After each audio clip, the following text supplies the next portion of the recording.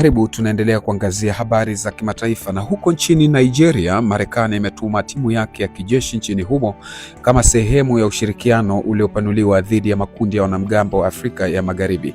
Hii ni taarifa iliyotolewa na kamandi ya Marekani barani Afrika.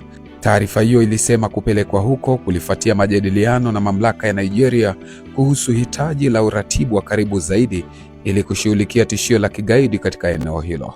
Hatua hiyo inakuja wiki kadhaa baada ya rais wa Marekani Donald Trump kuagiza mashambulizi ya anga dhidi ya kambi za wanamgambo wanaoshukiwa kuwa na uhusiano na dola la Kiislamu nchini Nigeria, na kusema hatua zaidi za kijeshi za Marekani zinaweza kufuata.